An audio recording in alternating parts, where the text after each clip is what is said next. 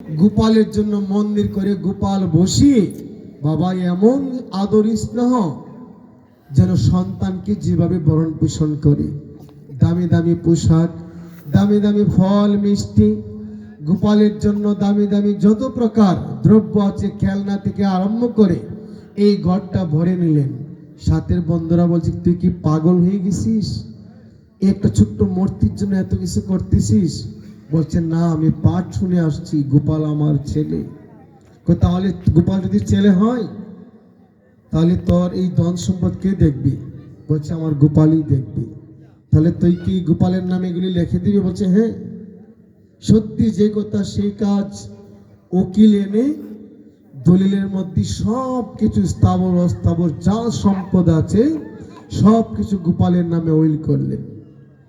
এই দলিলপত্র গোপালের রুমে রেখে বলছে, বাবা গোপাল, যেদিন আমি থাকবো না, যেদিন আমি পৃথিবী থেকে বিদায় নেব, সেদিন তুই আমার ছেলের মতো এই সব কিছুর উত্তরাধিকারী সূত্রে তুই হবে মালিক। হরি বল, হরে কৃষ্ণ। আমরা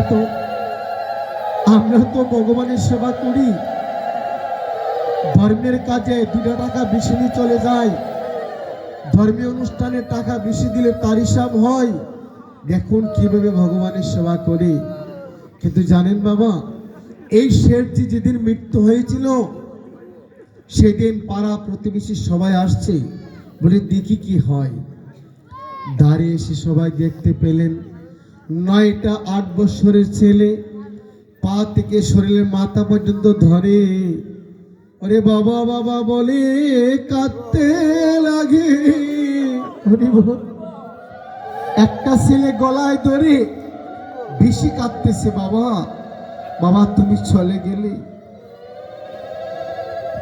তোমার মতো আর আমাকে কেউ ছেলের মতো ভালোবাসবে না। বাবা প্রতিদিন তুমি আমায় যে ফল মিষ্টি, আমার পোশাক, আমার খেলনা, এত দামি দামি কিছু এনে দিতে, আজকের পর থেকে আমাকে কেউ আর ছেলের মতো এমন ভাবে ভালোবাসবে না।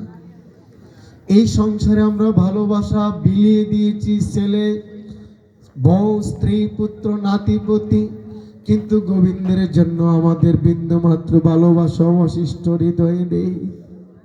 ভগবানের জন্য ভালোবাসা নেই। জানেন, কিছুদিন আগে আমার বাড়ি থেকে ফোন দিলেন একটা লোক, 4টা ছেলে 2টা মেয়ে, 3 মাস আগে, মৃত্যুর আগে বলছে ওই লোকটা প্রস্রাব পায়খানা করতো, আলাদা ঘরে রেখে দিল 4টা ছেলের বউ দিনে একবারও গিয়ে তাকে দেখে নাই। ওই ব্যক্তি কাঁদতে কাঁদতে চোখের কিনারে গা হয়ে গেল। আমি সংসারে এদের জন্য এত শ্রম দিলাম, কি পরিমাণ কষ্ট করেছে উনি, কিন্তু মৃত্যুর 3 মাস বলা এত কষ্ট করেছে। ওই ব্যক্তির দ্বারা গেছে ছেলে, নিজের স্ত্রী, মেয়ে কেউ যায় নাই, দূর থেকে তাকে দেখে চলে আসতো, খাবারও দিত না। কেমন কান্না করছে, আমি কি এই দিনের জন্য তাদের ভরণ পোষণ করেছিলাম? দেখুন ভগবান ভক্তের জন্য কি করেন। অমন তুমি কার লাগিয়া কাঁধো, আগে নিজের সম্বল ভাদো।